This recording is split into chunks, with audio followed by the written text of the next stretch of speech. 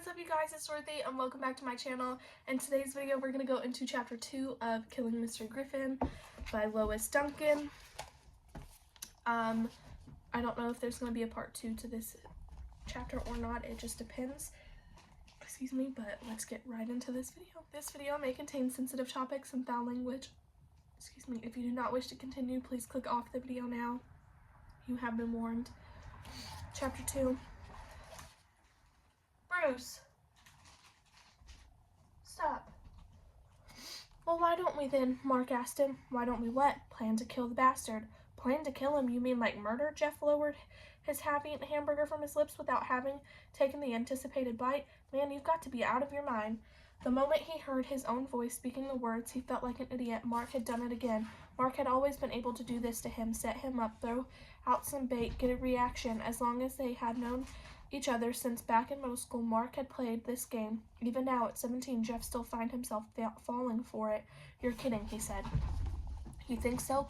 Well, aren't you? He still wasn't quite certain. The times when he knew that Mark was joking, he sometimes wasn't here in a familiar setting on a burger shack amid the warmth and noise and the smell of good things frying. The word murder seemed totally ridiculous. Yet this was Mark, aren't you? Of course he is, Betsy said. Set her Diet Pepsi down on the table with a short, sharp clink. People don't go around bumping off their unfavorite teachers. They depopulate the school system. You might wish guys like Griffin would drop dead, but that's a lot different from going out and making it happen. You'll have to admit it would solve some problems, Mark said. Jeff's done a great job of lining up all of the mass flunk out. He practically dared Griffin to do it right there in front of everybody. I know, Jeff said contritely.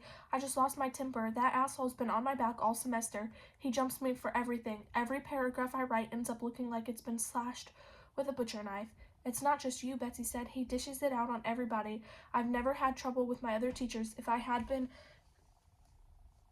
had been Dolly this morning, I told her I hadn't understood the assignment and she would have explained it real carefully all over again, and you two will have nothing to complain about, Mark said. I'm the one who got zapped last semester. You can say that again, Jeff agreed. You got it right in the teeth. Well, it's not going to happen this time, I can tell you that. I'm taking the stupid course over again because I have to, the English credit to graduate. But a third time? No way. Never, Betsy said. And you shouldn't be doing it this time either. Your grades were plenty high enough for passing, even without the term papers. It was shitty what he did, making you get up in front of the class and beg to be allowed to retake the course. He can flunk you again if he wants to, Jeff said. He can flunk us all when it comes to that. The principal will back him up just like he did with you last time. There's not much we can do about it if he decides not to pass us. You suggested something when we first came in here, Mark said.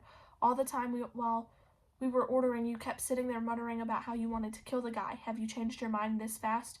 No, we're back to where we've started, you said. Why don't we? And I said, you're kidding. And Bets, come on, Mark said, getting to his feet. We can't talk about this here. The walls have ears and all the bit. But I'm not through with my drink, Betsy objected. Then stay here. Jeff and I will be out in the car. Wait, Mark, I'm coming. She hurriedly took a gulp and set down the half-full glass. Who's paying? Not me, Mark said. No dough. I'll pay, Jeff told him. His face was hot and his heart was beginning to beat wildly. Was it possible that Mark was really serious? No, he couldn't be. To kill somebody? That was just plain crazy.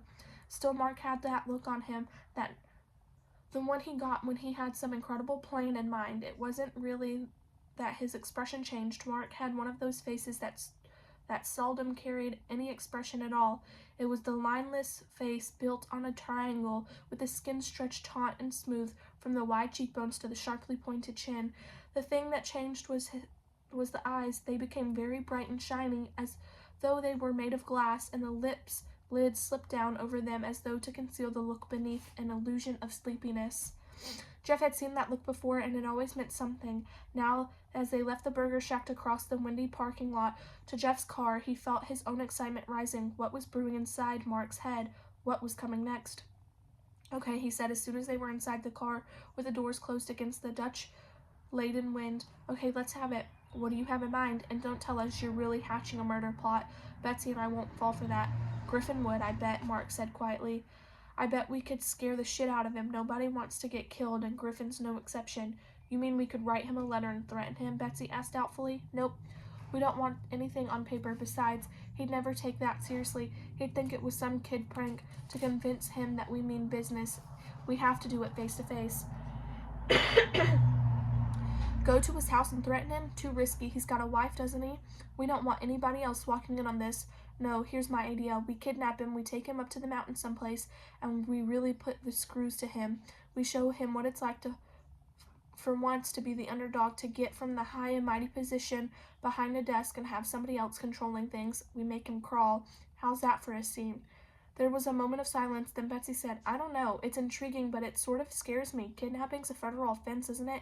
I mean, we could be arrested. Not if he doesn't know who we are. Not if he's blindfolded and doesn't know who's got him. He'd guess, Jeff said. After the deal in class today, who do you think is the first person who'd come into his mind? Me, that's who. Are you second? So he guesses. What difference will that make? If he can't prove anything, most of the class hates his guts, so there are plenty of possible suspects. We're going to have witnesses who'll swear we weren't anywhere near when the thing happens. If there was a mistake, if he did put the finger on us, it wouldn't be the end of the world. We're minors, aren't we? No, not one of us 18 yet. We're just a bunch of fun-loving kids playing a joke. Kids do that sort of thing all the time. You're right, Betsy said thoughtfully. In fact, last year the senior class kidnapped Dolly Luna, didn't they? It was a kidnap breakfast. They set it up with her roommate ahead of time, and she unlocked the door for them, and they came in at dawn and grabbed Dolly in her sleep shirt. They didn't even let her put on a bathrobe and dragged her out to the pancake house. She thought it was a blast. I'm going to leave it off right there, and I will see you guys in part 2 of chapter 2.